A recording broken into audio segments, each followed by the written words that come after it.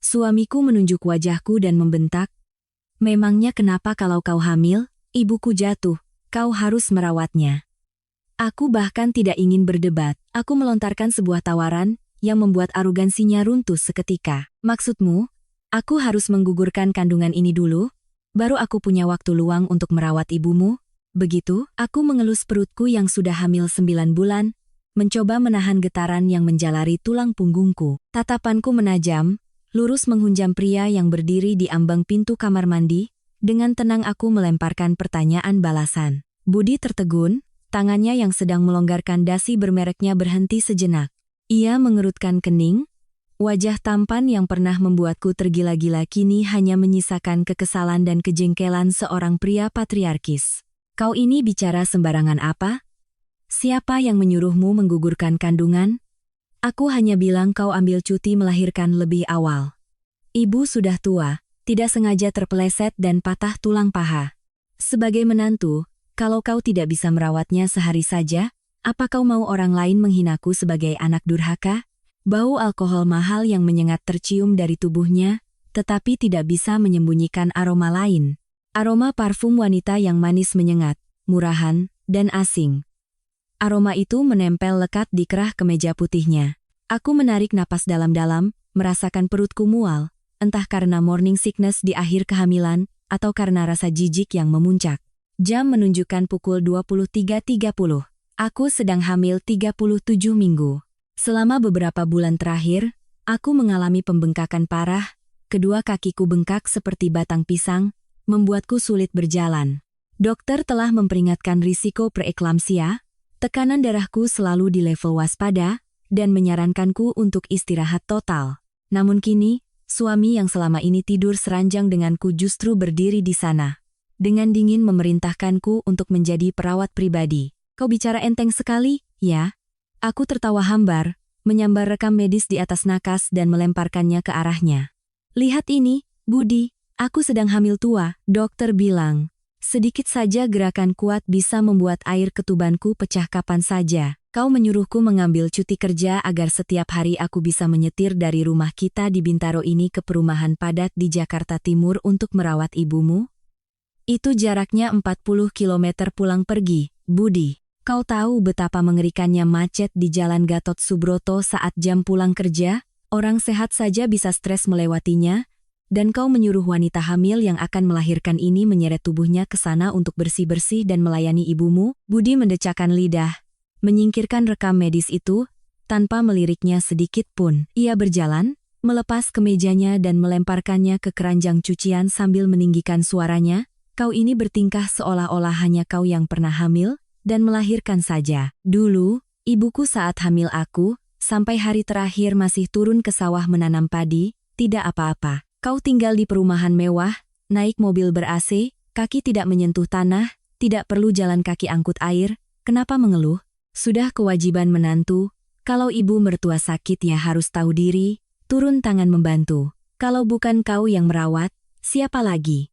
Rani kan harus bekerja, perempuan seorang diri, tidak mungkin selamanya merawat orang tua." Mendengar nama Rani, amarah yang tertahan dalam diriku seperti api yang disiram bensin. Rani, adik iparku yang berharga itu, tahun ini sudah berusia 28 tahun. Pekerjaannya tidak jelas, tetapi sifatnya yang gila hormat dan suka pamer tidak ada duanya. Bulan lalu, aku sendiri yang harus diam-diam, tanpa sepengetahuan Budi, merogoh kocek pribadiku untuk melunasi utang kartu kreditnya, sebesar 100 juta rupiah, karena membeli tas bermerek demi pamer ke pacarnya. "Adikmu bekerja itu berat, sementara aku ini pengangguran, begitu, aku juga seorang manajer proyek, pekerjaanku menumpuk. Ibu sakit, kalau kau memang sayang ibu, kenapa tidak sewa perawat saja? Gaji seorang direktur investasi sepertimu masa tidak cukup untuk membayar belasan juta sebulan untuk sewa perawat? Atau kau takut boros? Atau kau khawatir dengan gengsi ibumu yang selangit itu? Takut teman-teman arisannya mengejek karena saat sakit, menantunya tidak merawat? Merasa tertusuk, wajah Budi memerah padam. Ia menunjuk lurus ke wajahku, suaranya memberat penuh ancaman. "Diam kau. Jangan kau bawa-bawa sifat nona besar manjamu itu untuk mengajariku. Uang itu bukan daun. Menyewa orang luar, Bagaimana bisa setelaten keluarga sendiri? Kau ini menantunya. Darah daging dari anak ini juga cucu kandungnya.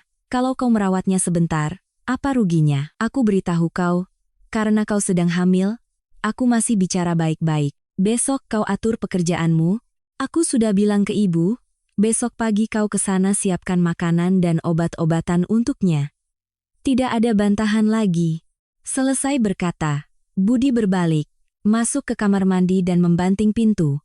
Meninggalkanku termangu seorang diri di tengah kamar tidur yang luas. Suara air dari pancuran terdengar deras, seolah ingin membersihkan aroma parfum murahan itu. Tapi bagaimana mungkin bisa membersihkan sifat egois dan kejamnya? Aku menunduk, memeluk perutku. Bayi ini seolah merasakan kemarahan ibunya, ia menendang kuat dinding perutku.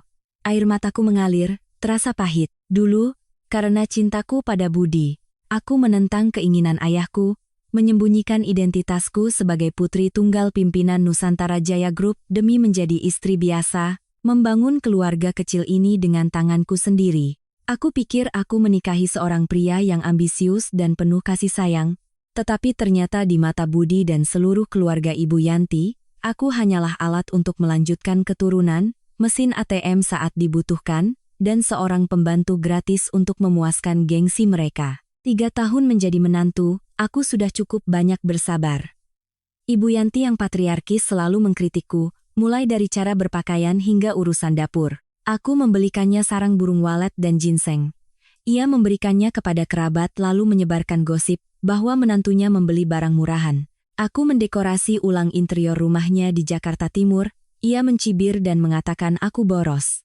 Aku diam karena aku pikir kesabaran akan membuahkan hasil. Aku pikir dengan ketulusan, ibu mertuaku akan mengerti.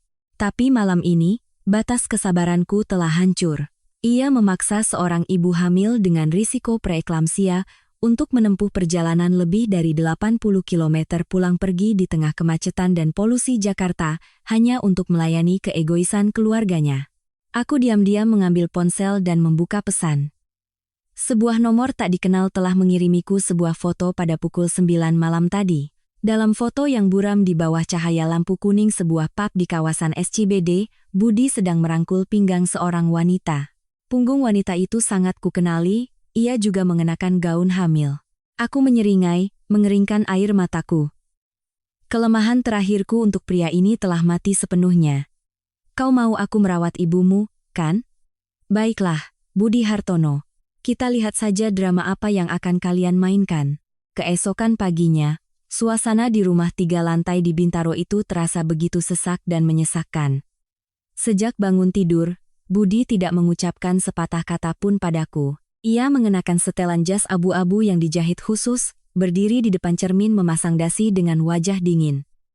Tepat pukul 8 pagi, sebuah taksi 7 tempat duduk berhenti di depan gerbang. Budi bergegas keluar. Beberapa saat kemudian, ia dan sopir taksi dengan susah payah, menandu Ibu Yanti masuk ke dalam rumah. Kaki kanan ibu mertuaku digips putih, kaku. Wajahnya meringis kesakitan, tapi begitu matanya bertemu denganku, tatapannya langsung setajam silet.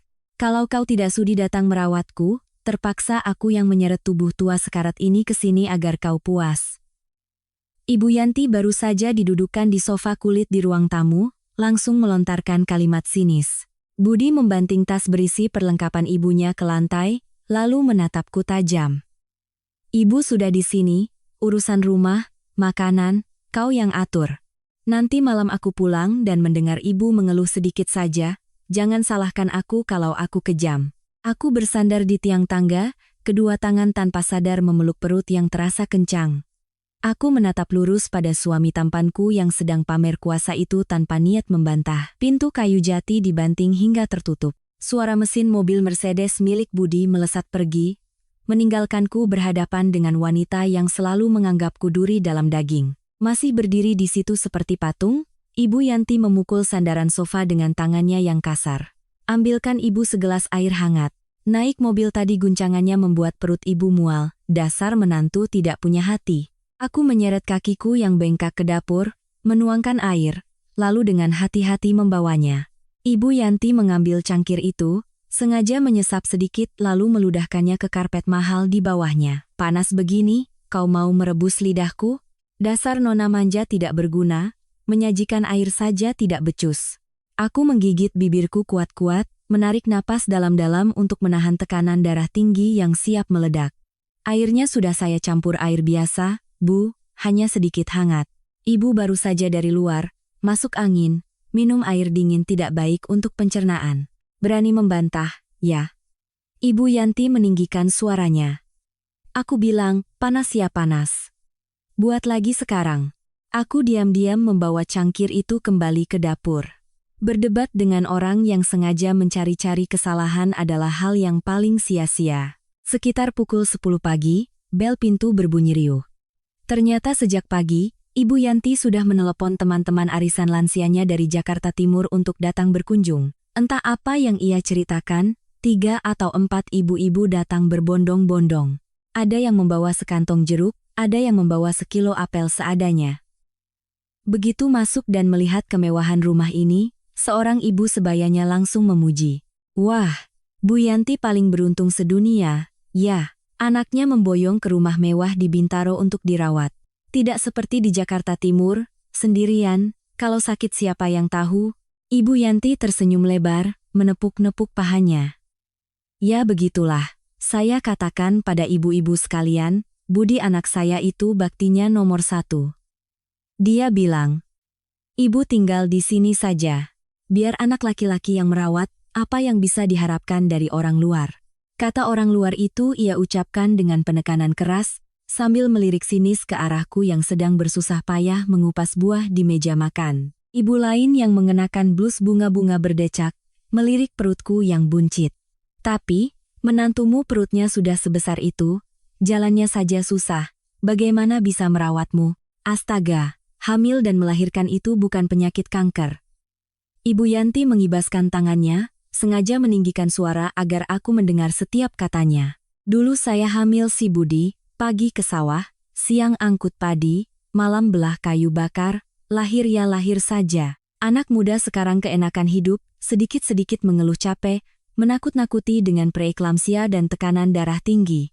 Kewajiban sebagai menantu, ibu mertua patah kaki kok mukanya masam seperti cuka. Coba ibu-ibu bilang, apa itu bukan menantu kurang ajar yang membawa sial bagi keluarga saya? Pisau buah di tanganku tergelincir, nyaris mengenai ibu jariku. Gosip sinis dan tawa mengeyek dari para wanita tua itu bergema di seluruh ruang tamu. Gengsi Ibu Yanti sedang dipuaskan di atas penderitaanku. Aku membawa piring berisi apel, meletakkannya dengan keras di meja kaca.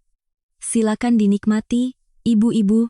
Selesai berkata, aku berbalik dan meminta izin untuk beristirahat di lantai atas, tidak peduli dengan Ibu Yanti yang di belakang sana berteriak-teriak memakiku sebagai orang tidak sopan, ada tamu tapi tidak mau menemani. Siang harinya, rombongan teman-teman arisan itu pulang. Meskipun kesal sampai ingin menangis, aku tetap memasak di dapur, menyiapkan makan siang lengkap. Babi hong yang empuk, saya ganti menjadi semur daging yang sangat empuk, sayur bening labu kuning dengan daging cincang, dan sepiring ikan gurame kukus jahe. Semua adalah hidangan bergizi, dan mudah dicerna untuk orang yang sedang pemulihan tulang. Aku menyajikan nampan makanan itu di meja ruang tamu. Ibu Yanti mengambil sumpit, menusuk-nusuk mangkuk semur, lalu mengerutkan wajah dan mencibir, membuang sumpitnya ke nampan. Kau mau memberiku makan apa ini? Makanan babi? Dagingnya berlemak bikin mual, ikannya amis. Kau mau membunuh orang tua ini agar kau bebas, ya? Aku menahan suaraku. Bu, dagingnya sudah saya masak sampai empuk, saya pilih bagian sandung lamur agar mudah dikunyah. Ikannya sudah saya bersihkan sisiknya, lumuri garam, dan kukus dengan jahe untuk menghilangkan bau amis. Dokter menyarankan ibu mengurangi garam, jadi saya bumbui sedikit lebih hambar. Ah, pandai sekali kau membantah. Kau pikir karena sedang hamil, kau bisa seenaknya naik ke kepala keluarga ini, hah? Ibu Yanti berteriak. Matanya memerah penuh amarah. Ia mengayunkan tangannya, menepis mangkuk sayur labu hingga tumpah ke lantai keramik. Kuah panas berwarna kuning muncrat kemana-mana, mengenai ujung gaun hamil putihku. Buang semuanya. Aku lebih baik mati kelaparan di sini daripada makan masakanmu. Aku menunduk melihat kekacauan di lantai, lalu menatap kakiku yang bengkak dengan bintik-bintik merah. Kontraksi rahim tiba-tiba datang, membuatku harus berpegangan pada tepi meja agar tidak jatuh. Tanpa berkata apa-apa, aku berbalik dan berjalan ke balkon kecil, terengah-engah mencari udara segar. Aku tidak boleh membiarkan emosi negatif membahayakan bayiku. Sekitar 15 menit kemudian, setelah rasa sakit mereda, aku mengambil kain pel dari ruang cuci untuk membersihkan tumpahan itu. Tapi begitu sampai di ambang pintu ruang tamu, langkahku terhenti.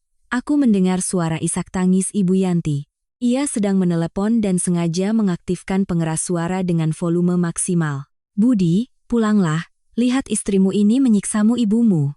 Suara Ibu Yanti terdengar memelas, bergetar, persis seperti seorang wanita tua tak berdaya yang dianiaya, sangat kontras dengan sikapnya yang galak saat menumpahkan mangkuk sayur tadi.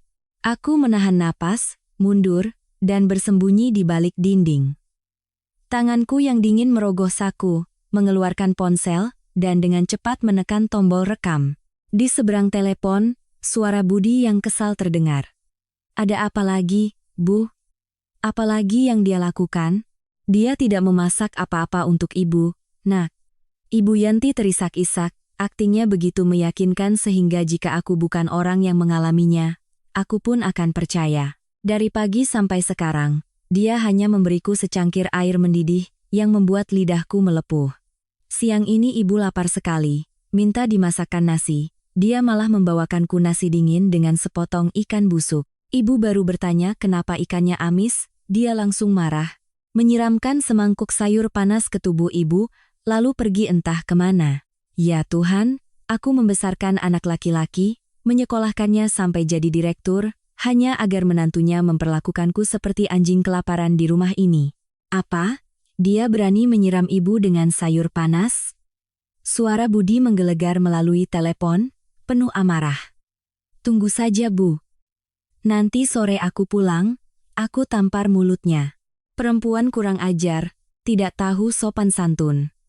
Biar aku yang urus dia. Cepat pulang, Nak, nanti ibu mati kelaparan di sini. Oh ya, Rani akhir-akhir ini sepertinya kekurangan uang untuk cicilan mobil. Nanti kalau ada uang lebih, berikan sedikit padanya." Tadi pagi ibu lihat dia menangis, kasihan sekali. Ibu Yanti tidak lupa memanfaatkan kesempatan untuk meminta uang bagi putri kesayangannya yang tidak berguna itu. "Baiklah, ibu istirahat saja.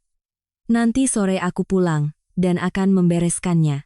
Begitu panggilan berakhir, tangisan Ibu Yanti langsung berhenti. Ia membuang ingus dengan keras, mengambil apel merah yang sudah kukupas tadi pagi di meja, lalu menggigitnya dengan renyah, mengunyah dengan suara keras. Wajahnya berseri-seri penuh kemenangan. Ia bergumam, "Mampus kau, berani-beraninya melawan aku." Aku berdiri diam di sudut gelap, menatap layar ponsel yang menghitung setiap detik rekaman. Sudut bibirku terangkat membentuk senyuman dingin, pahit, tetapi sangat sadar. Ibu Yanti suka bermain drama. Budi suka menjadi anak berbakti yang membela keluarga tanpa logika. Baiklah, drama ini sudah cukup bagus. Saatnya aku menyiapkan panggung untuk babak akhir. Tepat pukul 18.30, suara decitan rem mobil terdengar di depan gerbang. Pintu rumah terbuka, Budi masuk dengan wajah penuh amarah.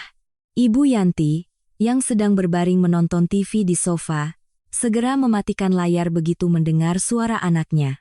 Ia meringis, memegangi dadanya, dan mulai mengerang seolah-olah baru saja mengalami penyiksaan hebat. "Di mana dia?" Budi melemparkan tas kerjanya ke kursi, berteriak keras sambil menyapu pandangannya ke seluruh ruang tamu. Aku perlahan keluar dari dapur, membawa segelas air putih. Aku berjalan dengan tenang, dan meletakkan gelas itu di meja di depan mereka berdua. "Aku di sini, direktur pulang kerja. Kenapa ribut sekali?" kataku dingin, sambil menyangga perutku yang berat. Budi melesat maju, menunjuk lurus ke wajahku, matanya penuh kebencian. "Kau masih berani bertanya, apa yang kau lakukan pada ibuku? Hah, seharian ini kau biarkan ibuku kelaparan, bahkan berani menyiramnya dengan sayur panas. Kau sudah bosan hidup. Ya, jangan pikir karena kau sedang hamil. Aku tidak berani menyentuhmu." Selesai berkata, ia mengangkat tangannya tinggi-tinggi, bersiap menamparku. "Coba saja sentuh aku." Aku tidak mundur selangkah pun, mengangkat dagu dan menatapnya tajam. Pukul saja. Satu tamparan darimu, dan besok wajahmu, Budi Hartono, akan terpampang di halaman depan semua koran dengan tuduhan KDRT terhadap istri hamil 10 hari sebelum melahirkan. Tangan Budi berhenti di udara. Ia menggeretakkan gigi dan menurunkan tangannya, tetapi masih dengan garang berkata, "Jangan banyak bicara. Kau menantu durhaka berhati ular. Ibuku sakit seperti itu dan kau menyiksanya, kau tidak pantas menjadi seorang ibu." Menyiksa? Aku tertawa keras, tawa pahit yang menggema di ruang tamu mewah yang dingin ini. Aku merogoh saku jasku, mengeluarkan ponsel. "Budi Hartono, sebagai seorang investor, kau selalu menuntut data dan bukti nyata. Hari ini, aku akan memberimu bukti nyata." Jariku dengan ringan menekan file rekaman suara satu-satunya yang baru saja kusimpan, volume diatur maksimal. "Budi, pulanglah. Lihat istrimu ini menyiksamu ibumu." Suara memelas Ibu Yanti terdengar sangat jelas. Wajah Budi yang tadinya menyala-nyala karena amarah seketika membeku. Ia menoleh ke arah ibunya. Ibu Yanti, yang sedang memegangi dada dan mengerang, kini ternganga, wajahnya pucat pasi. Rekaman itu terus berlanjut, kata demi kata. "Dia tidak memasak apa-apa untuk ibu, nak. Dia membawakanku nasi dingin, menyiramkan semangkuk sayur panas ke tubuh ibu. Nanti kalau ada uang lebih, berikan sedikit untuk cicilan mobil Rani." Dan diakhiri dengan suara napas lega penuh kemenangan serta gumaman Ibu Yanti yang sangat jelas. "Mampus kau, berani-beraninya melawan aku." Ruang tamu menjadi hening senyap, hanya terdengar napas Budi yang terengah-engah. Ia seperti orang yang baru saja disiram air es di tengah musim dingin, tergagap tak bisa berkata-kata. Ia melihat rekaman itu, lalu menatap ibunya yang meringkuk di sofa, mencengkeram ujung bajunya. "Bu, ini maksudnya apa? Sayur itu tumpah karena ibu sendiri yang menumpahkannya?" tanya Budi, suaranya bergetar. Sifat patriarkisnya tadi lenyap entah kemana. Ibu Yanti tergagap, bingung melihat sekeliling. "Ibu, itu karena istrimu itu bersikap tidak sopan pada ibu. Ibu kesal, jadi ibu tumpahkan." "Cukup." Aku memotongnya. Aku mengambil gelas air di atas meja, dan dengan sekali ayunan, aku menyiramkan seluruh isinya ke lantai keramik yang dingin. Air muncrat ke kaki Budi. "Budi Hartono, buka matamu lebar-lebar dan lihat. Air yang sudah tumpah, tidak akan pernah bisa kembali. Rasa hormat terakhirku, untuk keluarga ini sudah habis. Kalian tidak menganggapku sebagai manusia, hanya sebagai pembantu, sebagai alat untuk melampiaskan amarah, dan memuaskan gengsi kalian." Aku berjalan perlahan ke sudut tangga, menarik koper yang sudah kusiapkan sejak sore. Kau mau apa?" Budi tergopoh-gopoh menghalangi jalanku. "Masalahnya belum selesai. Ibu sudah tua, kadang khilaf. Kau sedang hamil besar begini mau bawa koper kemana? Nanti orang lihat, malu-maluin." "Malu? Kau hanya takut orang lain menertawakanmu? Kau hanya takut gengsimu tercoreng? Apa kau pernah peduli dengan hidup dan mati aku dan anakku?" Aku menatap lurus ke matanya, menekankan setiap kata. "Kita pisah ranjang mulai detik ini. Aku tidak ada urusan lagi dengan keluarga Hartono. Surat gugatan cerai akan segera dikirim oleh pengacaraku ke kantormu. Kau gila. Kalau kau keluar dari rumah ini, siapa yang akan mengurus persalinanmu? Tanpa aku, kau mau hidup dari mana?" Budi berteriak panik, mencoba menggunakan kekuasaannya sebagai kepala keluarga untuk mengancamku. Ia selalu yakin bahwa dengan gaji arsitekku yang pas-pasan, meninggalkan dirinya berarti aku akan menjadi gelandangan. Aku tidak mau menjawab. Aku menepis tangannya dengan kasar. Satu tangan menyeret koper, satu tangan memeluk perut, dan dengan tegas melangkah keluar pintu. Taksi online premium yang sudah kupesan menunggu di luar gerbang. Aku masuk ke mobil, membanting pintu, meninggalkan Budi yang terpaku di halaman menatap kepergianku. Mobil melaju, membawaku pergi dari neraka dunia yang berkedok rumah itu. Tujuanku bukanlah sebuah penginapan kumuh, melainkan sebuah apartemen servis mewah di kawasan Sudirman, sebuah tempat dengan keamanan absolut, lengkap dengan layanan kebersihan dan perawatan medis di rumah yang sudah kusewa seharga 30 juta sebulan, dibayar dengan kartu kredit Black Card atas nama asliku. Malam itu, di apartemen yang luas dan sunyi, aku bersandar di tempat tidur yang empuk, memandang ke arah gemerlap lampu kota dari jendela. Ponselku terus berkedip, notifikasi pesan masuk. Budi mengirim puluhan pesan, tapi tidak ada satupun permintaan maaf. Kau sudah cukup membuat keributan? Cepat pulang. Ibu menangis sampai sakitnya kambuh. Kau mau seluruh kompleks Bintaro ini menertawakan keluarga kita? Wanita hamil kabur dari rumah? Apa kau tidak punya malu? Besok pagi kau pulang, aku anggap tidak ada apa-apa. Aku menekan tombol power off, melemparkan ponsel itu ke samping. Kata-kata yang penuh dengan gengsi dan manipulasi itu tidak lagi berpengaruh sedikit pun padaku. Aku dengan lembut mengelus perutku yang membuncit. Bayiku seolah merasakan kedamaian, bergerak dengan tenang.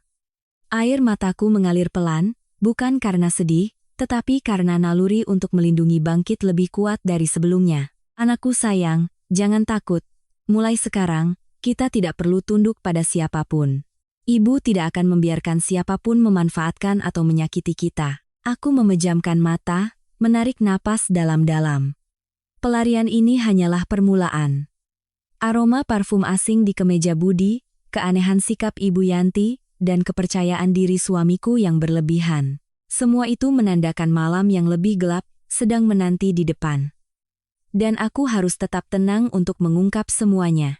Fajar di atas langit Jakarta begitu tenang dan jernih, sangat kontras dengan badai yang bergejolak di dalam hatiku. Semalam aku nyaris tidak tidur, bukan karena tempat baru, tetapi karena firasat buruk yang terus menghantui pikiranku. Sifat patriarkis dan tiran Budi sudah biasa kuhadapi, tetapi kepercayaan dirinya yang berlebihan kemarin, ditambah dengan foto wanita hamil di pub itu, telah melampaui batas perselingkuhan biasa. Aku membuat segelas susu hangat, duduk di meja kerja dekat jendela, dan membuka laptop. Saat aku membawa koper meninggalkan rumah di Bintaro, aku tidak hanya membawa pakaian. Dengan kebiasaan cermat seorang manajer proyek, aku sempat mengumpulkan semua berkas, dokumen keuangan bersama kami, dan sebuah hard disk berisi data cadangan dari komputer di rumah. Aku meraih ponsel dan menekan nomor Hardi, seorang teman baik dari masa kuliah yang kini menjabat sebagai kepala cabang di sebuah bank besar.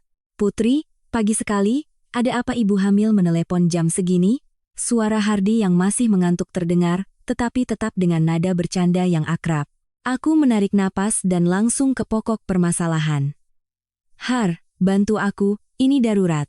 Tolong gunakan wewenangmu untuk memeriksa seluruh mutasi saldo dan riwayat transaksi kartu kredit Budi Hartono selama 6 bulan terakhir, terutama pengeluaran besar atau transfer rutin. Di seberang sana hening selama 3 detik. Suara Hardi langsung menjadi serius. Ada apa? Kalian bertengkar. Memeriksa rekening pribadi seperti ini tidak sesuai prosedur, loh. Tapi demi kau, aku akan minta bagian internal untuk memeriksanya.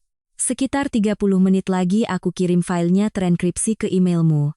Hati-hati, Put. Firasatmu jarang salah. Terima kasih, Har, aku berutang padamu. Aku meletakkan ponsel dan mulai mengeluarkan tumpukan berkas dari koper. Tanganku membolak-balik setiap halaman kontrak pinjaman, sertifikat tanah, dan bukti pajak. Semuanya tampak normal sampai aku menyentuh sebuah amplop yang disegel dengan lilin merah, tersembunyi di dasar kotak dokumen. Logo di amplop itu milik sebuah perusahaan asuransi jiwa besar. Aku mengerutkan kening. Selama ini Budi selalu mencemooh asuransi sebagai penipuan, buang-buang uang. Ia tidak pernah menyebutkan pernah membeli polis asuransi apapun untuk keluarga. Aku menggunakan pisau kertas untuk menyobek amplop itu. Di dalamnya ada sebuah kontrak asuransi kecelakaan diri premium. Pembeli polis Budi Hartono. Tertanggung, Yanti Sumarni, ibu mertuaku. Aku membaca sekilas klausulnya. Mataku berhenti pada 2 angka yang membuat jantungku berdebar kencang. Santunan maksimal untuk kematian atau cacat permanen adalah 15 miliar rupiah. Dan yang paling menakutkan ada di bagian tanggal aktivasi. 1 Oktober. Aku bergumam, merasakan punggungku dingin. Hari ini tanggal 12 Oktober. Ibu Yanti terpeleset dan patah tulang paha pada tanggal 6 Oktober. Artinya, polis senilai 15 miliar ini baru saja aktif 3 hari sebelum kecelakaan itu terjadi. Kesabaran akan membuahkan hasil. Aku tertawa sinis, mengulangi pepatah yang sering diucapkan teman-teman arisan Ibu Yanti. Di dunia ini, Mana ada kebetulan yang begitu sempurna hingga membuat bulu kuduk berdiri? Budi adalah seorang direktur investasi, setiap rupiah yang ia keluarkan harus menghasilkan keuntungan. Tindakannya yang tiba-tiba membeli polis asuransi kecelakaan dengan nilai pertanggungan fantastis untuk seorang wanita tua yang jarang keluar rumah, dan kemudian wanita itu langsung jatuh hingga patah kaki. Mungkinkah jatuhnya itu bukan kecelakaan? Aku merinding.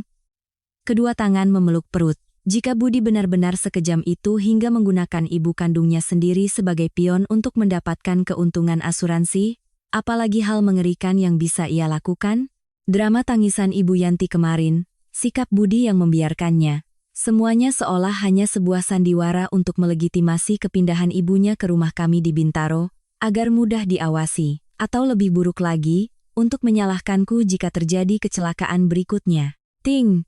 Suara notifikasi email membuyarkan lamunanku. Hardi sudah mengirimkan filenya. Aku segera memasukkan kata sandi dan membuka laporan kartu kredit platinum milik Budi. Aku memeriksa setiap baris transaksi, biaya menjamu klien, alkohol impor, belanja barang mewah, tapi mataku terpaku pada satu transaksi gesek kartu 2 minggu yang lalu. Tanggal 28 September, transaksi gesek pos sebesar 85 juta rupiah. Penerima, RSIA Harapan Bunda. 85 juta rupiah, sebuah paket persalinan sesar VIP di salah satu rumah sakit swasta termahal di Jakarta. Darah di tubuhku seakan membeku. Selama 9 bulan kehamilan, aku hanya periksa kandungan rutin di rumah sakit pemerintah, menggunakan BPJS. Karena Budi selalu bilang, melahirkan di mana saja sama saja, masuk rumah sakit internasional, hanya buang-buang uang untuk dokter mata duitan.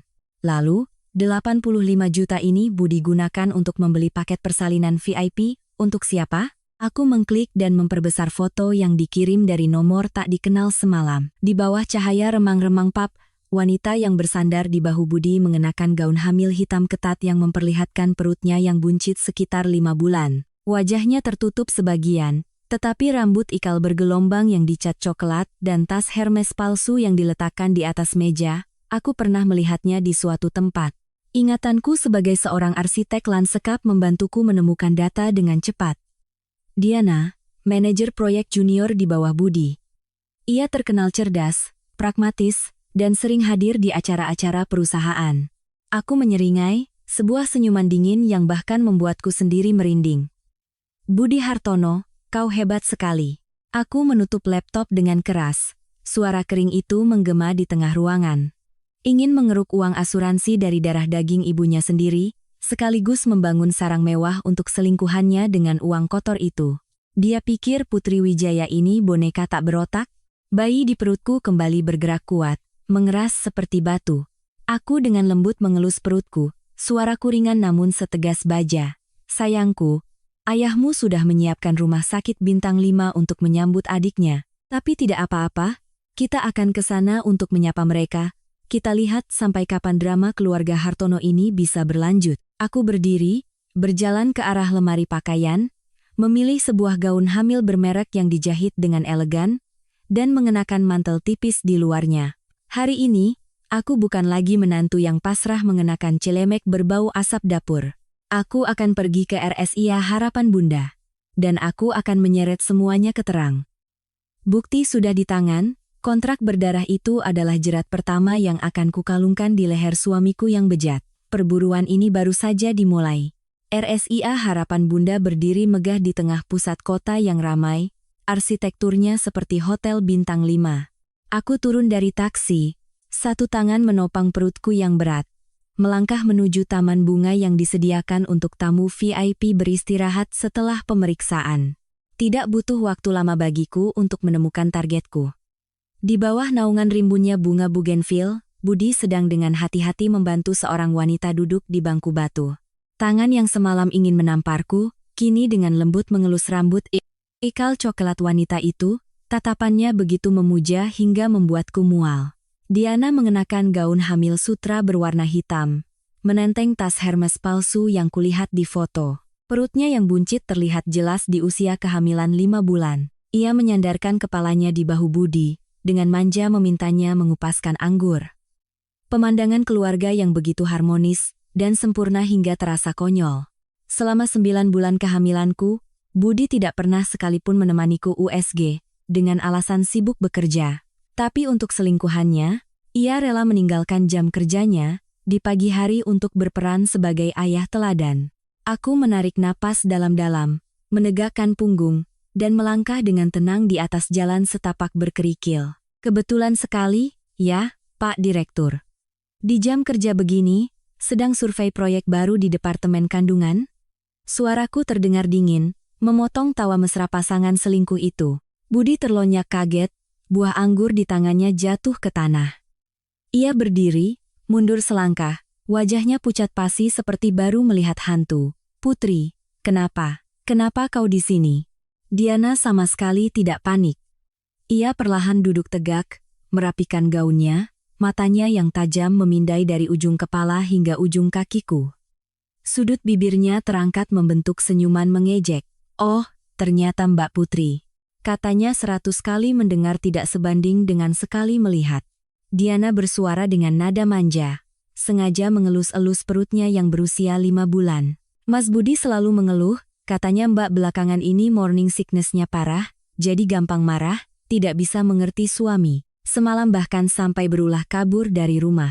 Mbak, lihat, sudah hamil tua begini, mau melahirkan. Jalan-jalan di tempat ramai seperti ini, kalau ada apa-apa, kasihan Mas Budi yang harus menanggung akibatnya. Aku tertawa, mengabaikan tatapan gugup Budi, menarik kursi besi di seberang Diana, dan dengan santai duduk. Kau Diana, manajer proyek di bawah suamiku, kan? Kupikir orang profesional setidaknya tahu syarat paling dasar sebuah proyek, tidak boleh melanggar hak milik orang lain. Ternyata proyek terbesar dalam hidupmu adalah merebut suami orang yang sedang hamil tua. Wajah Diana menegang, tapi ia cepat-cepat kembali memasang tampang tak acuh. Ia melirik gaun hamilku yang berdesain minimalis, mengiranya barang murahan, lalu mencibir, Mbak Putri bicaranya kasar sekali. Cinta tidak pernah salah. Yang salah adalah orang yang tidak bisa menjaga api dalam rumah tangga. Coba Mbak lihat diri sendiri. Kucel, lusuh, sibuk di dapur dan dengan setumpuk gambar desain yang membosankan. Bagaimana bisa mengerti apa yang Mas Budi butuhkan dari seorang wanita? Dia seorang direktur investasi, butuh pendamping yang sepadan, bukan istri tak berguna yang hanya bisa merajuk. Mbak tahu tidak, paket periksa kehamilan dan melahirkan VIP di sini harganya berapa? 85 juta, loh. Mas Budi baru saja gesek kartu untuk kami berdua tanggal 28 kemarin. Pria itu, Mbak, hanya akan mengeluarkan uang untuk orang yang benar-benar ia cintai. Diana, diam. Budi berteriak, dahinya berkeringat deras. Ia menoleh ke arahku, tergagap sambil melambaikan tangan. Putri, dengarkan penjelasanku. Masalahnya tidak seperti yang kau pikirkan. Diana hanya bicara ngawur. Kau sedang hamil, jangan emosi. Aku tidak emosi, Budi. Aku sangat sadar untuk mengagumi betapa rendahnya dirimu. Aku memotong perkataannya, mataku menghunjam wajahnya yang pucat karena takut. Aku membuka tasku, mengeluarkan setumpuk dokumen tipis yang sudah difotokopi, dan melemparkannya ke meja batu di antara kami bertiga. Paket VIP 85 juta, benar. Aku sudah memeriksa laporan kartu kredit platinummu. Tapi, Diana, kau yang begitu cerdas dan licik ini, pernahkah kau bertanya-tanya, dari mana gaji Direktur Budi, yang setiap bulan harus membayar cicilan KPR rumah di Bintaro dan cicilan mobil Mercedes, punya cukup uang untuk menghamburkannya padamu? Diana mengerutkan kening, tatapannya curiga melirik tumpukan dokumen di meja. Apa maksudmu? Aku tersenyum tipis, mendorong salinan kontrak asuransi itu ke hadapannya dengan jari telunjukku. Baca ini. Polis asuransi kecelakaan diri, penerima manfaat Budi Hartono, santunan 15 miliar rupiah, tanggal aktif 1 Oktober. Dan coba tebak, tertanggungnya adalah Ibu Yanti, ibu kandungnya sendiri. Hanya 3 hari setelah polis aktif, Ibu Yanti terpeleset dan patah tulang paha. Skenario yang sempurna, bukan? Suasana di taman itu seketika membeku. Budi seolah tercekik, kedua matanya melotot. Ia memegangi kepalanya, mengacak-acak rambutnya yang disisir rapi. Ia melompat, hendak merebut kertas itu, tapi aku dengan cepat menariknya kembali. Kau menggeledah barang-barangku? Siapa yang mengizinkanmu? Budi menggeram, suaranya pecah karena panik. Kalau aku tidak menggeledah, bagaimana aku tahu bahwa suamiku adalah seorang monster berdarah dingin yang berani mempertaruhkan nyawa ibu kandungnya demi 15 miliar? Aku menusuk tepat di titik lemahnya. Diana terdiam. Wajahnya yang tadinya angkuh berubah menjadi pucat pasi. Sebagai seorang manajer proyek, ia cukup pintar untuk memahami kebetulan mematikan dari angka-angka ini. Aku berdiri, menumpukan kedua tangan di atas meja, mendekatkan wajahku pada si selingkuhan yang gemetar itu. Bagaimana, Diana? Paket periksa 85 juta milikmu, dan barang-barang bermerek palsu yang kau pakai itu, kau pikir semuanya bersih? Itu uang hasil menjual darah seorang wanita tua. Kau mau melahirkan anakmu dan membesarkannya dengan uang kotor dan berbau amis seperti itu? Jika polisi mengusut Budi karena penipuan asuransi dan penganiayaan, kau pikir kau bisa lolos dari tuduhan sebagai kaki tangan? Aku tidak tahu apa-apa. Aku tidak terlibat. Diana mencut, mendorong kertas itu menjauh seolah itu adalah penyakit menular. Ia menatap Budi dengan mata penuh kebingungan. Mas Budi, apa yang dia katakan? Kontrak apa? Kau mau menipu asuransi? Tidak, jangan dengarkan omong kosong wanita gila ini. Dia memfitnahku. Budi panik menyangkal. Tapi kakinya gemetar hebat, keringat membasahi punggung kemejanya. Fitnah, atau bukan, biar pihak berwenang yang menyelidiki. Aku mengumpulkan dokumen-dokumen itu, memasukkannya kembali ke dalam tas, lalu berdiri tegak merapikan gaunku. Aku melirik sekilas pada dua manusia bejat yang terperosok dalam kebohongan dan kepengecutan mereka. Budi Hartono, nikmati saja kebahagiaanmu bersama wanitamu itu. Tapi ingat, drama kau dan ibumu sekarang punya penonton baru. Air yang sudah tumpah, tidak akan bisa kembali, dan hukuman yang kusiapkan untukmu baru saja dimulai. Selesai berkata, aku berbalik dan dengan santai melangkah pergi dari taman rumah sakit itu. Di belakangku, suara pertengkaran sengit antara Budi dan Diana mulai meledak. Rasa sesak dan sakit hati seorang istri yang dikhianati telah lenyap, digantikan oleh kepuasan yang dingin. Mereka belum tahu bahwa 15 miliar asuransi itu hanyalah puncak dari gunung es kebusukan yang jauh lebih dalam. 15 Oktober. 3 hari setelah konfrontasi sengit di RSIA Harapan Bunda, Jakarta dilanda gelombang udara dingin, gerimis terus-menerus membasahi jendela kaca apartemen mewahku di tepi danau. Aku tidak bisa tidur. Kandungan 38 minggu terus-menerus mengeras, menekan dadaku hingga sesak napas. Tepat pukul 02.15 pagi, dering telepon yang memekakkan telinga merobek keheningan. Layar menyala terang menampilkan nama penelepon. Rani. Aku mengerutkan kening. Sejak aku meninggalkan rumah di Bintaro, adik iparku ini tidak pernah mengirim satu pesan pun untuk menanyakan kabar kakak iparnya yang sedang hamil ini.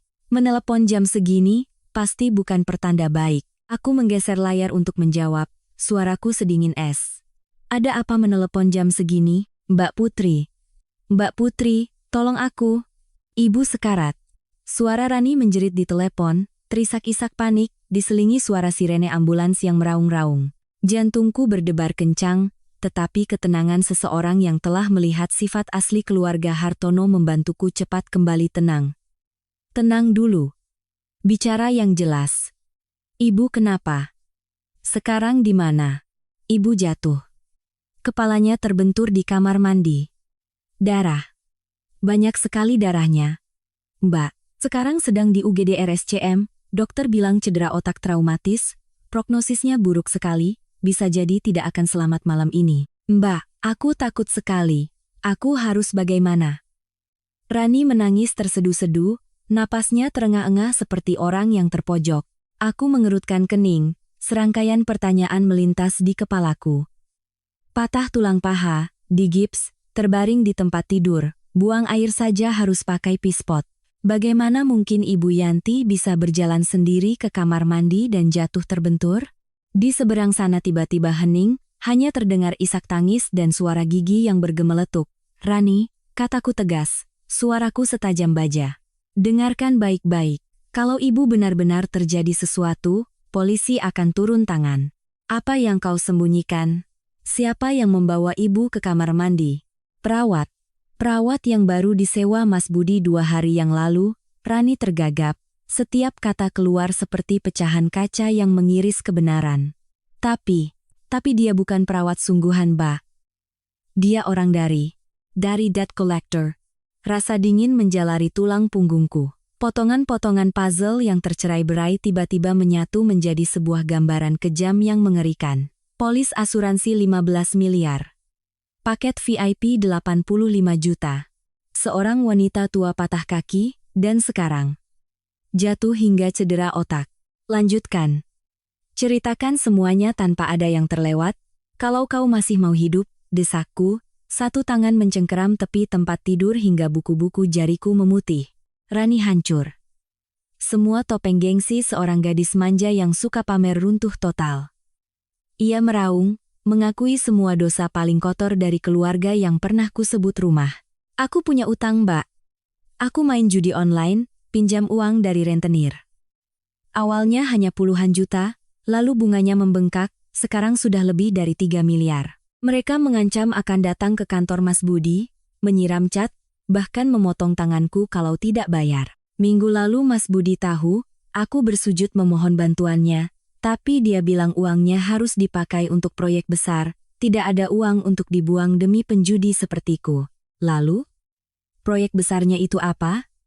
Kandungan si Diana itu kan? Aku tertawa sinis. Aku tidak tahu soal Diana. Tapi Mas Budi bilang ada cara untuk mendapatkan uang, untuk membayar utangku sekaligus dapat keuntungan besar. Dia pamer baru saja membeli polis asuransi kecelakaan 15 miliar untuk ibu. Dia bilang, toh ibu sudah tua, jatuh patah kaki juga menyakitkan, lebih baik dibuat cacat permanen agar perusahaan asuransi membayar santunan maksimal. Dia janji akan memberiku 3 miliar untuk melunasi utangku, sebagai gantinya. Sebagai gantinya kau harus pura-pura tidak tahu saat dia menyewa orang untuk mencelakai ibu kandungnya sendiri, desisku melalui gigi yang terkatup, merasakan perutku mual hebat. Aku tahu Budi itu patriarkis dan bejat, tapi aku tidak pernah membayangkan dia adalah binatang buas yang kehilangan semua nuraninya. Demi uang, demi selingkuhan, ia tega menjadikan ibu yang telah melahirkannya sebagai tumbal. Aku bersumpah, Mbak, aku tidak tahu akan separah ini. Rani panik membela diri. Mas Budi bilang hanya akan menyewa orang untuk pura-pura terpeleset, membuat ibu patah tangan lagi, atau bahunya terkilir. Sakit sedikit tapi dapat 15 miliar, semua senang. Aku bodoh, aku takut tanganku dipotong, jadi aku pura-pura tidak tahu. Tadi malam, perawat palsu itu menggendong ibu ke kamar mandi untuk membersihkannya. Aku berjaga di luar pintu. Dia sengaja terpeleset, tapi ibu meronta terlalu kuat. Kepala ibu terbentur keras ke sudut bak mandi marmer. Suaranya keras sekali, Mbak. Mata ibu melotot, darah mengalir deras, membanjiri lantai kamar mandi.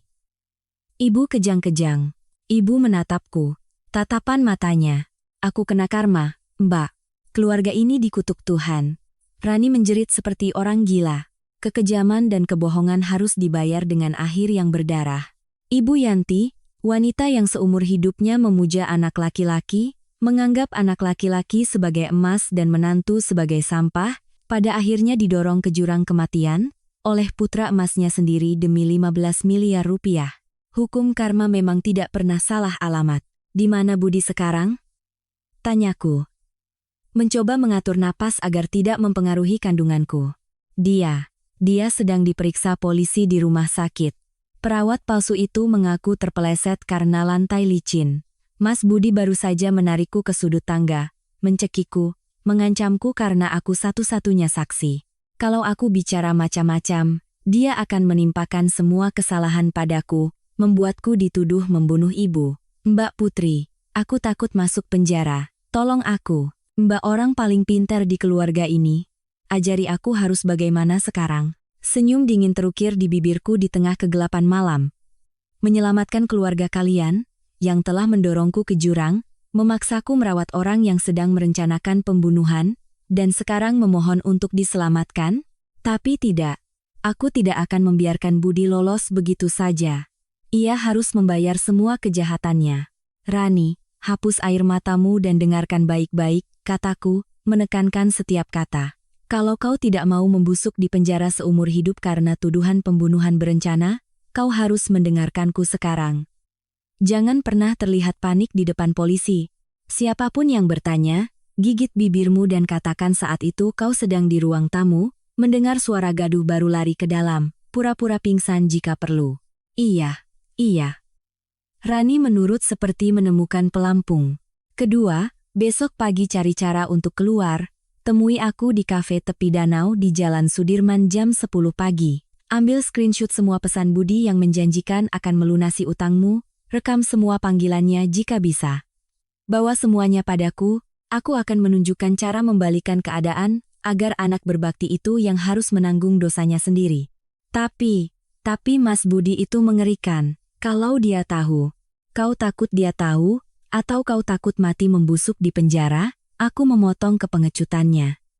Besok kau akan tahu bahwa di dunia ini ada kekuatan yang 100.000 kali lebih menakutkan dari Budi Hartono. Putuskan sekarang.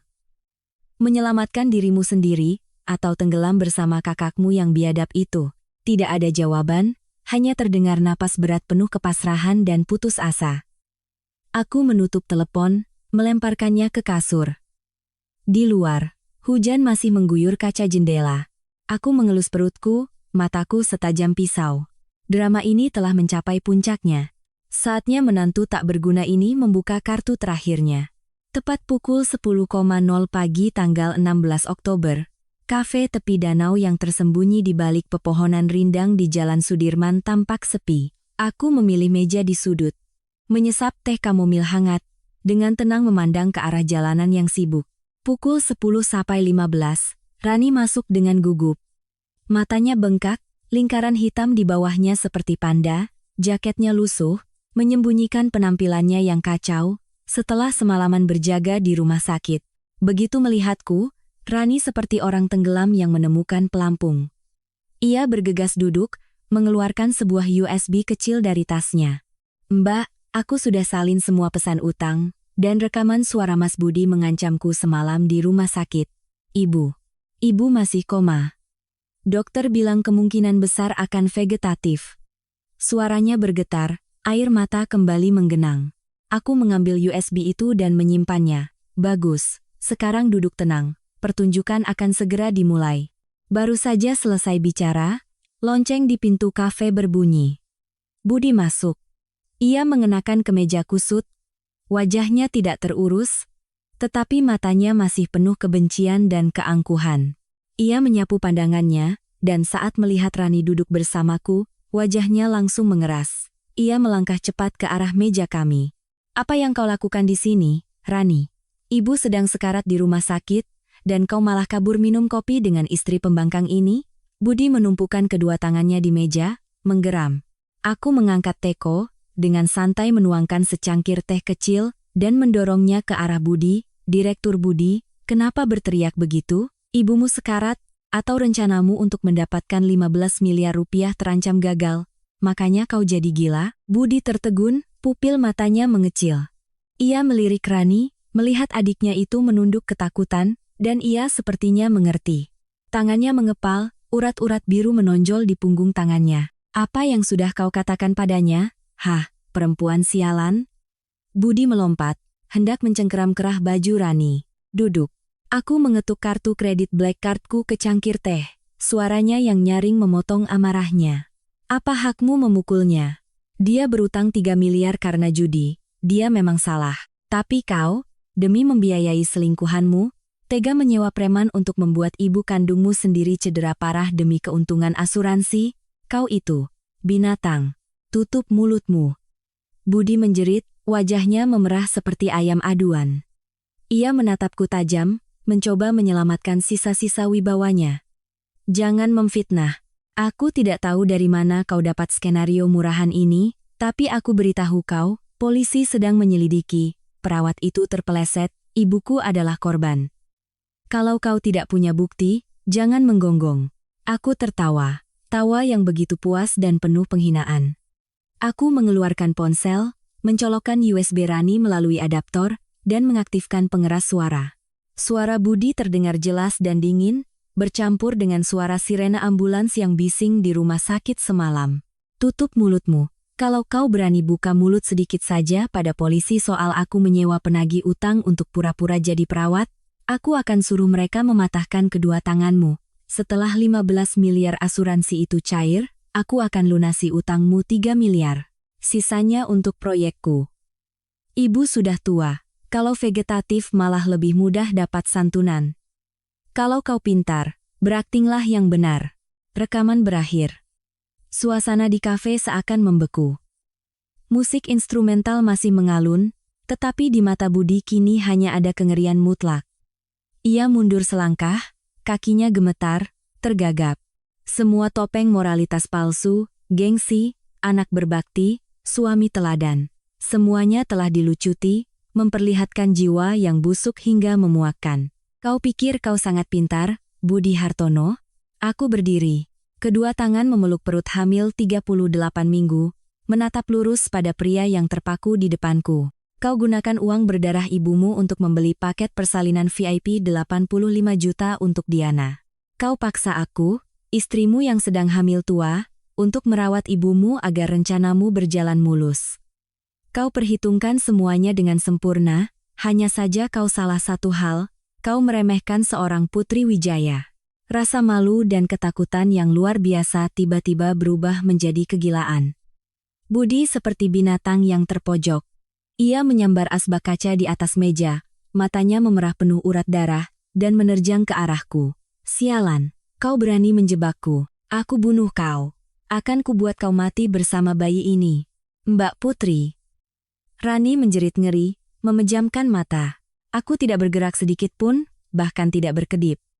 Dalam sekejap, dari meja di belakangku, sesosok bayangan tinggi besar melesat keluar seperti macan kumbang. Buh! Sebuah tendangan akurat menepis asbak kaca dari tangan Budi, pecah berkeping-keping di lantai. Seketika, sebuah tangan sekeras baja mencengkeram kerah bajunya, membantingnya hingga tersungkur di lantai keramik yang dingin. Satu lengannya dipelintir ke belakang, lutut pria asing itu menekan punggung Budi, membuatnya mengerang kesakitan.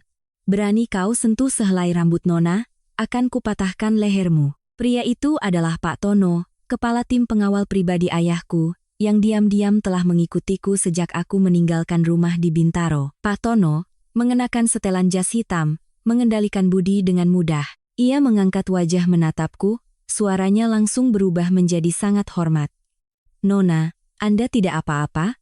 Tuan Besar berpesan saya tidak boleh membiarkan Anda terancam sedikit pun. Panggilan Nona itu membuat Rani dan Budi yang terkapar di lantai tertegun.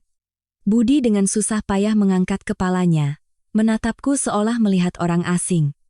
Nona, Nona, drama apa lagi yang kau mainkan, Putri? Siapa bapak ini? Aku perlahan berjalan memutari meja, menunduk menatap pria yang terkapar di kakiku. Aku tersenyum, senyum paling cerah dan paling bangga dalam 3 tahun terakhir.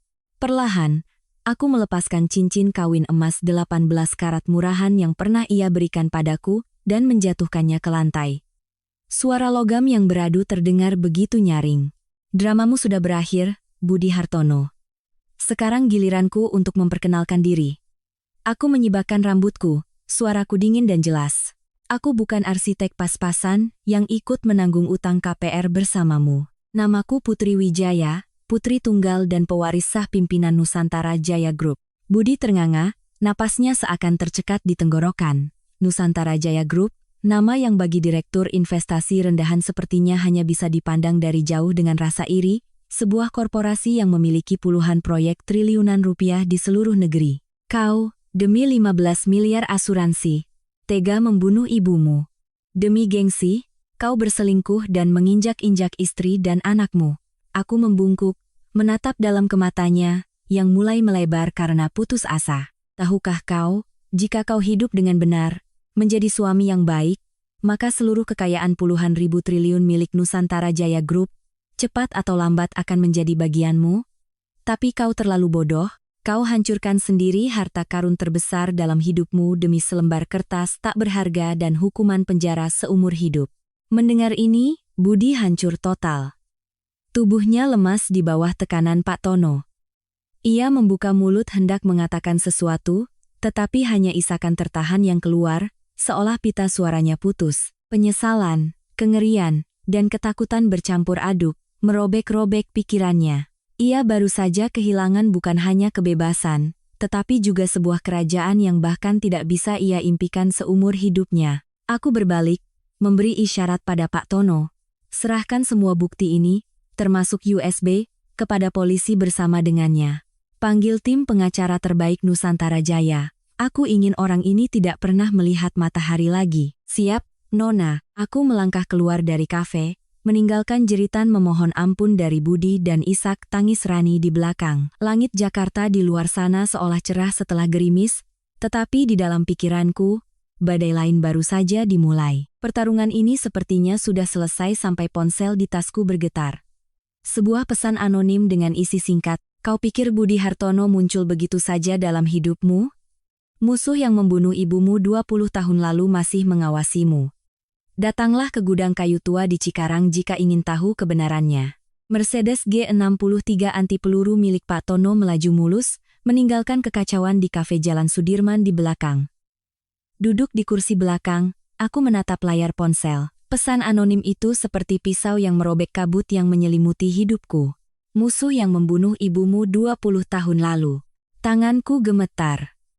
20 tahun yang lalu, ibuku meninggal dalam kecelakaan mobil di sebuah jurang di puncak, tetapi laporan polisi menyimpulkan itu adalah bunuh diri karena depresi berat. Sejak itu, hal tersebut menjadi luka mendalam yang tak pernah sembuh di hati aku dan ayah. Pak Tono, putar balik. Langsung ke kantor pusat Nusantara Jaya Group, perintahku. Menarik napas dalam-dalam. Setengah jam kemudian, aku mendorong pintu ruang kerja luas di lantai tertinggi Menara Nusantara Jaya.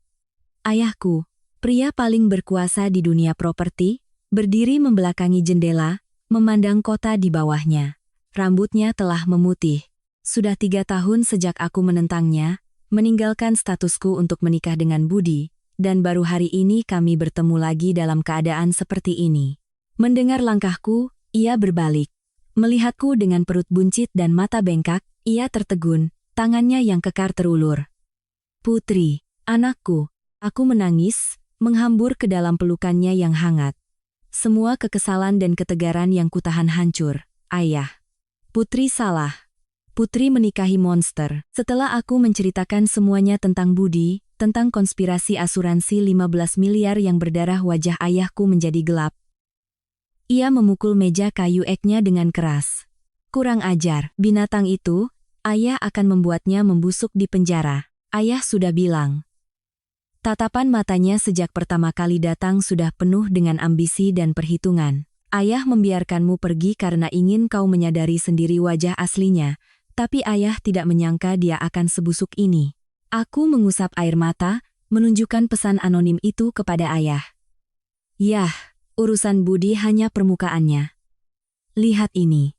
Ayahku menyipitkan mata membaca pesan itu, wajahnya seketika pucat pasi, matanya menunjukkan kengerian. Ia terduduk di kursi kulitnya, berbisik, 20 tahun, tidak kusangka dia masih hidup. "Siapa dia, Yah? Apakah ibu tidak bunuh diri?" Tanyaku mendesak, jantungku berdebar kencang. Ayahku menarik napas dalam-dalam, matanya berkaca-kaca. "Wisnu." Musuh bebuyutan ayah.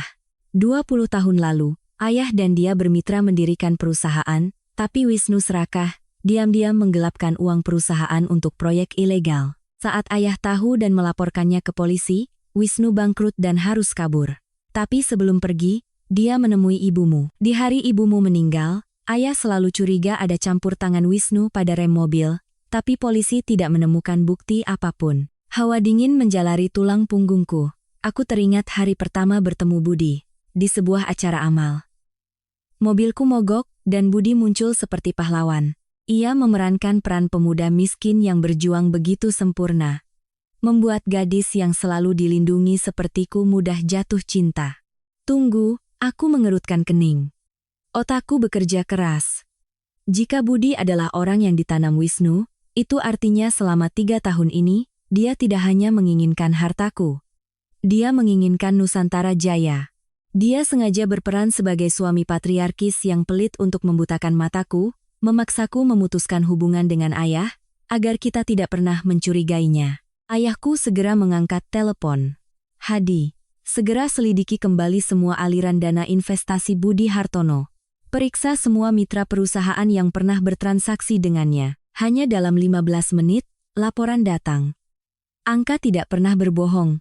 Budi diam-diam telah mentransfer puluhan miliar melalui proyek investasi fiktif yang merugi ke sebuah rekening rahasia di luar negeri. Dan pemilik rekening itu memiliki hubungan langsung dengan organisasi lama Wisnu. Aku merinding. Air mata jatuh saat aku menyatukan seluruh tragedi ini. Budi hanyalah pion yang digerakkan, dibesarkan dengan uang Wisnu. Ibunya, Yanti, hanyalah wanita serakah yang dijadikan umpan oleh anaknya sendiri. Mereka menanam Budi dalam hidupku, menunggu sampai aku melahirkan, lalu mungkin akan menyingkirkanku, sama seperti yang mereka lakukan pada ibuku 20 tahun lalu, agar Budi bisa secara sah menguasai Nusantara Jaya sebagai wali dari anakku. Putri, kau sama sekali tidak boleh pergi ke gudang di Cikarang itu, kata ayahku cemas, memegang tanganku erat. Itu jebakan. Wisnu tahu Budi sudah ditangkap, rencananya terbongkar. Dia mau menggunakanmu untuk mengancam ayah. Aku menatap ayah, lalu menunduk ke perutku yang terus mengeras. Bayi ini akan segera lahir. Ia tidak bisa hidup di dunia di mana hantu masa lalu masih mengancam nyawa keluargaku. Putri harus pergi. Yah, kataku dengan suara mantap yang mengejutkanku. Kau gila, kau sedang hamil tua. Ayah membentak. Justru karena aku akan menjadi ibu, aku harus mengakhiri ini. Aku tidak bisa membiarkan anakku lahir dalam ketakutan. Aku menepis air mata. Ibu meninggal secara tidak adil. Aku tidak bisa membiarkan Wisnu mengancam kita lagi. Dia mau bertemu denganku? Baiklah, aku akan pergi. Aku memalingkan wajah, menghindari tatapan ayah yang mencoba mencegahku. Di kepalaku, sebuah rencana telah tersusun. Aku tahu aku harus menghadapi Wisnu sendirian, memancingnya untuk mengakui segalanya sebelum pasukan ayah dan polisi datang. Langit Jakarta di sore hari tampak kelabu. Aku menarik napas. Merasakan kehidupan kuat dari makhluk kecil di dalam perutku. Wisnu, kau membunuh ibuku, memanipulasi hidupku. Tapi kau lupa satu hal. Darah yang mengalir di tubuhku adalah darah kebanggaan yang tidak pernah tahu cara menunduk. Pukul 17.00, tanggal 11 Oktober. Langit Cikarang kelabu, dipenuhi awan hitam pekat. Angin kencang bersiul melalui atap-atap seng berkarat di gudang kayu yang terbengkalai, menciptakan suara menyeramkan. Aku turun dari taksi, satu tangan menopang perut hamil 38 minggu yang terus menegang kesakitan. Tangan yang lain mencengkeram erat tas tanganku. Di dalamnya, tersembunyi sebuah pelacak GPS dan alat penyadap super kecil yang sedang aktif. Pak Tono dan tim polisi telah mengepung seluruh area dalam radius 2 km, hanya menunggu sinyal dariku untuk menyerbu. Buka pintunya. Teriakku, suaraku menggema. Pintu besi berat berderit terbuka. Dua pria bertato keluar dan dengan kasar menggeledah tasku. Tentu saja, mereka hanya menemukan ponsel dan bedak, sama sekali mengabaikan lapisan tersembunyi di dalam tas. Mereka mendorongku masuk. Bau serbuk kayu lembab menusuk hidungku. Di tengah gudang, di bawah cahaya redup satu-satunya lampu pijar, seorang pria berusia 60-an dengan jaket kulit gelap duduk di kursi kayu reyot. Bekas luka panjang dari sudut mata hingga dagunya membuat wajahnya terlihat sangat kejam. Benar-benar putri Tuan Wijaya. Hamil tua mau melahirkan masih berani datang sendirian. Keberanian ini persis seperti ibumu dulu, kata Wisnu dengan suara serak, bertepuk tangan perlahan. Aku mundur selangkah, bersandar pada tumpukan kayu untuk menopang diri. Kau Wisnu, untuk apa kau memanggilku ke sini? Budi sudah ditangkap polisi. Rencanamu sudah gagal. Wisnu tertawa sinis. Ia berdiri, berjalan perlahan ke arahku. Rencana gagal? Kau pikir si anak ingusan Budi itu adalah keseluruhan rencanaku? Dia hanya seekor anjing yang kuambil dari tempat sampah, kuberi makan, kupakaikan jas mahal, lalu kumasukkan ke Nusantara Jaya. Tugasnya adalah membuatmu jatuh cinta, menikah, lalu menguras perusahaan itu untukku. Ia berhenti sekitar 2 meter dariku, matanya berkilat marah. Tapi anak bodoh itu serakah. Kusuruh dia baik-baik jadi menantu Nusantara Jaya. Tunggu kau melahirkan, Aku akan atur kecelakaan untukmu, persis seperti ibumu 20 tahun lalu. Tapi dia tidak sabar, malah main api dengan sekretarisnya, dan membuat rencana bodoh menipu asuransi dengan membunuh ibunya sendiri.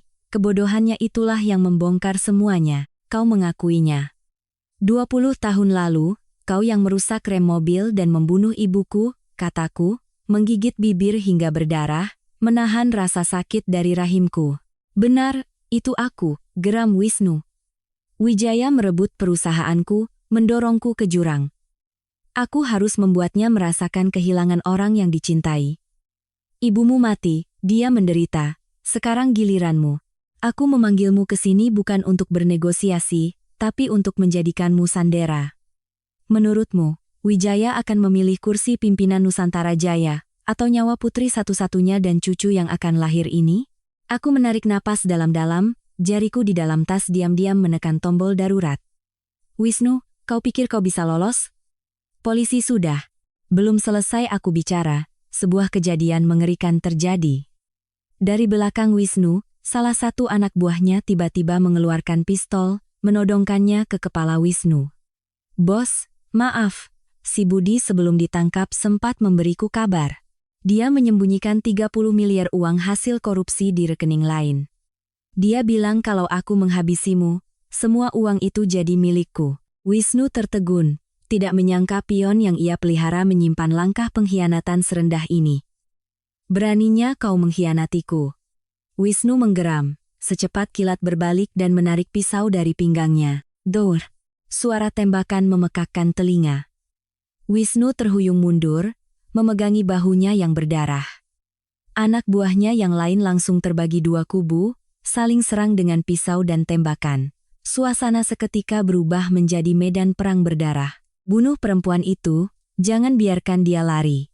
Teriak Wisnu, sempoyongan mundur ke arahku. Kekacauan mencapai puncaknya. Sebuah peluru menancap di tiang kayu tepat di sebelah kepalaku. Kontraksi rahimku kini datang begitu hebat. Perutku mengeras seperti batu. Rasa sakit merobek-robek organ dalamku, membuatku jatuh terduduk di lantai. Tolong! Anakku! Aku menggigit gigi.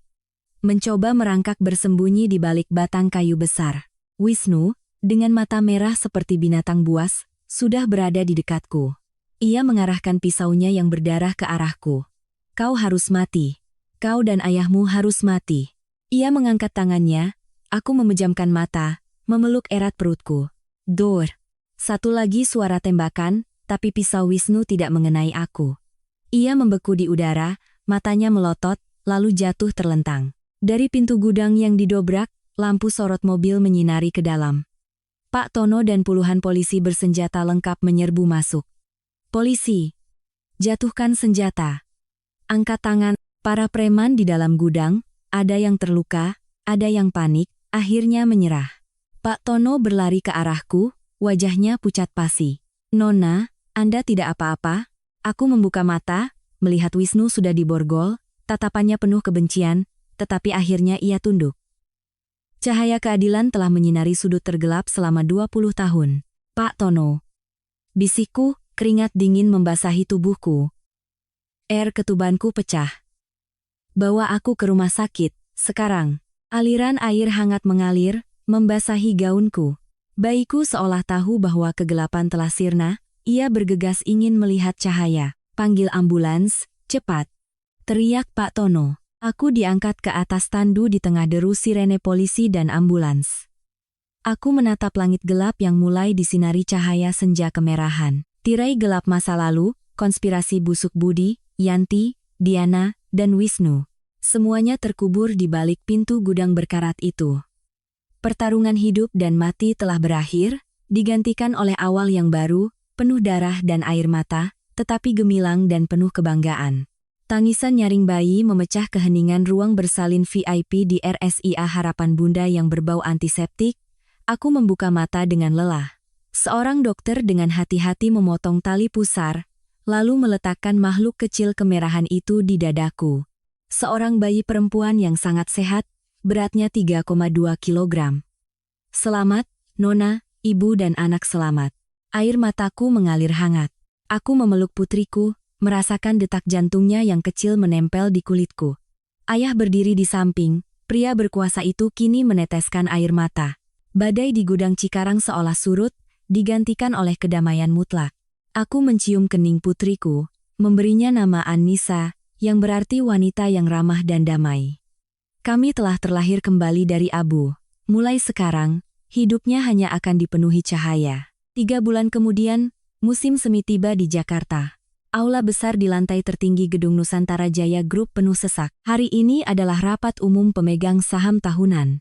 Sekaligus hari di mana ayah secara resmi mengumumkan pengunduran dirinya dan menyerahkan seluruh kendali perusahaan kepada pewaris tunggalnya. Aku perlahan naik ke podium. Bukan lagi menantu lusuh, melainkan wanita karir dengan setelan sutra putih yang elegan. Rambutku disanggul tinggi, bibirku merah merona, tatapanku tajam dan tenang. Saat aku hendak berbicara, pintu aula terbuka. Budi masuk, diikuti oleh Pak Suryo, wakil direktur licik yang merupakan kaki tangan Wisnu. Budi tampak kurus, pipinya tirus, matanya cekung. Dengan jaminan uang dan kekuasaan sisa-sisa kroni Wisnu, Budi untuk sementara dibebaskan dengan jaminan sambil menunggu persidangan. Mereka memutuskan untuk memainkan kartu terakhir, menggunakan status Budi sebagai suami sah, untuk menuntut pembagian saham sebelum pengadilan memproses gugatan cerai. Tunggu, rapat ini tidak sah. Budi merebut mikrofon. Putri Wijaya secara hukum masih istri sah saya. Seluruh aset dan saham yang ia miliki, setengahnya adalah harta Gonogini. Saya menuntut pembekuan seluruh hak eksekutifnya sampai pengadilan selesai membagi aset. Para pemegang saham mulai berbisik. Lampu kilat kamera wartawan menyala-nyala. Ayahku, yang duduk di barisan depan, hanya tersenyum tipis. Aku tetap tenang. Aku tersenyum menatap Budi. Direktur Budi. Kebiasaanmu berhayal dengan gengsi kosong itu tidak pernah berubah, ya? Aku memberi isyarat kepada asistenku. Layar proyektor raksasa di belakangku menyala, menampilkan serangkaian bukti. Transfer ilegal dari perusahaan Cangkang Wisnu ke rekening Budi di Swiss, polis asuransi 15 miliar. Rekaman suara Rani, dan video CCTV rumah sakit yang jelas menunjukkan Budi membayar preman untuk menyamar sebagai perawat dan mencelakai ibunya. Seluruh aula gempar. Terakhir, layar menampilkan sebuah dokumen bermaterai. Perjanjian pranikah tentang pemisahan harta yang diam-diam telah kutipu agar ditandatangani oleh Budi 3 tahun lalu dengan dalih sebagai syarat pengajuan KPR. Harta Gonogini? Suaraku menggema melalui pengeras suara. Budi Hartono. Buka matamu. Sejak awal kau memasuki pernikahan ini dengan tangan kosong dan perut penuh ambisi busuk. Maka saat kau pergi, jangan harap kau bisa membawa 1 sen pun dari Nusantara Jaya. Wajah Budi pucat pasi. Sifat arogannya hancur berkeping-keping. Tiba-tiba, sirene polisi terdengar dari lobi. Pintu aula kembali terbuka. Puluhan polisi bersenjata lengkap masuk, berjalan lurus ke arah Budi dan Pak Suryo. Budi Hartono, Suryo Wirawan, kalian ditahan atas tuduhan penipuan, penggelapan dana, dan korupsi. Khusus untuk Budi Hartono, Anda juga didakwa atas percobaan pembunuhan berencana terhadap Ibu Yanti Sumarni.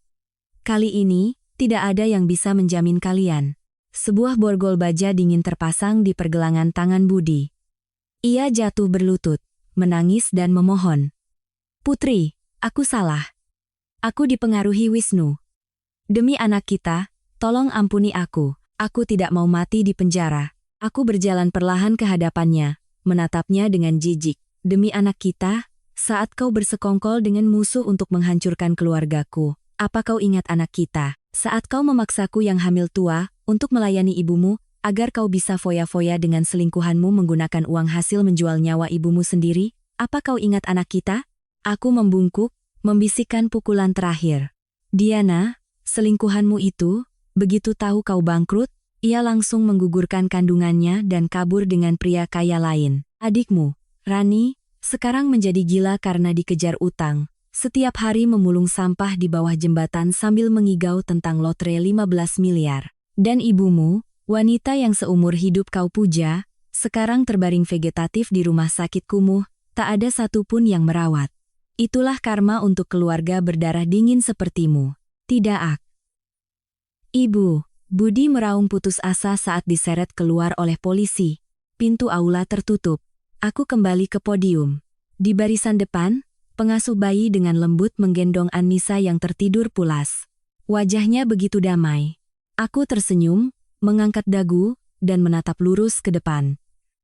Hadirin sekalian, Ayah, saya Putri Wijaya, Ketua Dewan Direksi baru Nusantara Jaya Group. Mulai hari ini, era baru yang transparan dan kuat bagi kita semua secara resmi dimulai. Di luar, matahari Jakarta bersinar terik, mengusir semua awan kelabu.